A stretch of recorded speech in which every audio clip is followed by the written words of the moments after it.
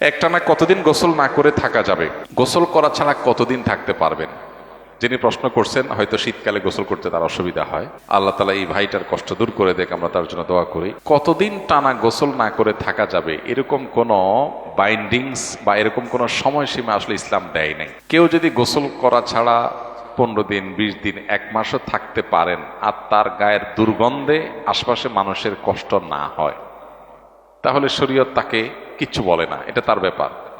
তার দুর্গন্ধ তিনি যদি কোনোভাবে রিকভার করতে পারেন আতর দিয়ে, সেন্ট দিয়ে, কোনোভাবে, এবং যদি নিজে সুস্থ থাকতে পারেন, অন্য কাউকে তার গায়ের দুর্গন্ধে অস্বস্তিতে না ফেলেন, তাহলে সেক্ষেত্রে তিনি এভাবে গোসল না করে যতদিন খুশি ততদিন না থাকতে পারেন, ততদিন থাকতে পারেন। বিশেষ করে যতদিন ফরজ গোসল না হবে। ফরজ গোসল যদি হয়ে যায় তখন তো তাকে গোসল করতেই হবে। তবে এটা হলো জায়েজের কথা, যে এটা সুযোগ আছে, কিন্তু এটা মুসলমানের জন্য আল্লাহ সুবহানাহু ওয়া তাআলার পক্ষ থেকে অ্যাডভাইস করা প্রেসক্রিপশন নয়। অ্যাডভাইস করা প্রেসক্রিপশন হলো প্রতি সপ্তাহে কমপক্ষে জুমার দিনে মুসলমান গোসল করবে। নবী করিম সাল্লাল্লাহু আলাইহি ওয়াসাল্লামের সুন্নাহ শুক্রবারে সুন্দর করে, ভালোভাবে, উত্তম রূপে পরিষ্কার করে ফ্রেশ হওয়া, গোসল করা। কেন? কারণ জুমার নামাজে যখন আমরা আসব, ইসলামের সামাজিক সৌন্দর্যের একটা দিক এটা, তখন আমরা পরিষ্কার ফ্রেশনেস নিয়ে আসব, আমার পার্শ্ববর্তী মুসল্লি ভাইয়ের যেন কষ্ট না হয়। অনেকে আছেন এত কাছে গিয়ে কথা বলেন, মুখের দুর্গন্ধে আরেকজনের কষ্ট হয়, তার এই সেন্স নাই, ভালো মুসলমান না। ভালো মুসলমান তার সেন্স থাকবে, তার শরীরের কোনো দুর্গন্ধ দিয়ে আরেকজনের কষ্ট হতে পারবে না। আল মুসলিমান সালিম আল মুসলিমিনা মিন লিসানি ওয়া ইয়াদি, আমাদের কোনো আচরণ দ্বারা কারো কষ্ট হতে পারবে না। তো এই জন্য সপ্তাহে একদিন জুমার দিন পর্যন্ত আপনি গোসল না করে থাকলেন, জুমার দিন গোসল করে আসলেন, তাহলে সুন্নত আদায় হয়ে যাবে। কিন্তু শর্ত হলো নিজে সুস্থ থাকতে পারবেন কিনা, আর দ্বিতীয়ত হলো অন্য কোনো কারোর কষ্টের যেন কারণ না হয়, গায়ে দুর্গন্ধ বেশি হয় না। অনেকে আছে যে একদিন গোসল না করলেই দুর্গন্ধে অবস্থা খারাপ হয়। অতএব এটা ব্যক্তি ভেদে পার্থক্য হবে। তো এমন কোনো কথা নেই যে এতদিন গোসল ছাড়া থাকা যাবে। তবে গোসল ছাড়া খুব বেশি দিন থাকাটা প্রশংসার কোনো বিষয় নয়। ইসলাম আমাদেরকে পরিচ্ছন্ন থাকতে বলেছে, পরিষ্কার থাকতে বলেছে। আপনি যদি দীর্ঘদিন গোসল ছাড়া থাকেন তাহলে অপরিষ্কার হবেন, এটা তো কোনো সন্দেহ নেই। এই জন্য দুর্গন্ধ না হলে, নিজে অসুস্থ না হলে আপনি অনেকদিন গোসল না করে থাকতে পারবেন, ঠিক, কিন্তু এটা উত্তম না।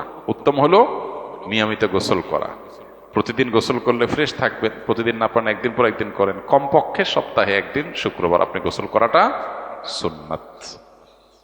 অনেক অলস মানুষ আছে, এই অলস মানুষদের জন্য গোসল করাটা কঠিন। তারা আসলে এটার জন্য বাঁচার জন্য চেষ্টা করে, অনেক চেষ্টা করে। তো মুসলমান অলস হবে না, মুসলমান অলস হবে না, সে অলসতাকে জয় করবে। একটু ঠান্ডা পানির ভয় যদি আপনি এতটা কাবু হয়ে যান, তাহলে ইসলামের শত্রুদের ভয় আপনি কি করবেন?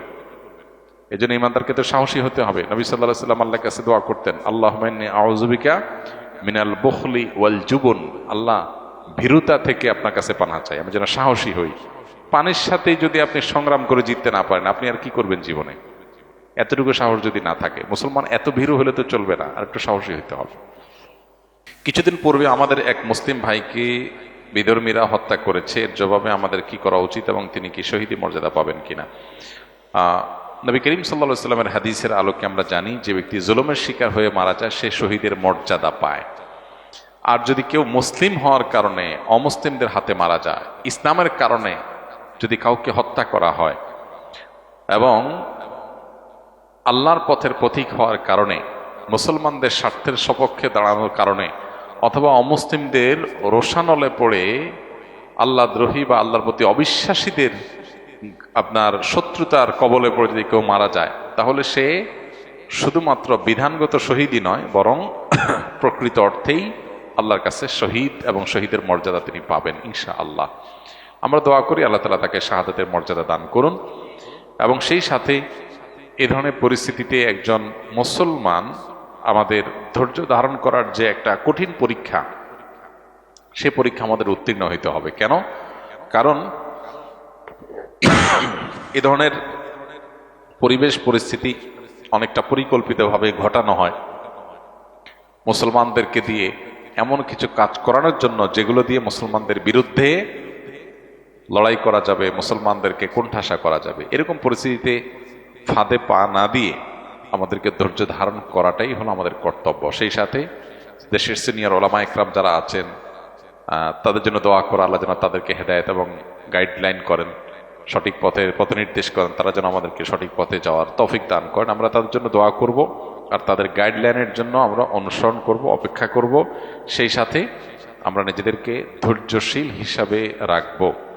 যে কেউ যে কোনো জায়গা থেকে হুটহাট করে কোনো কিছু আমরা করে ফেলবো না।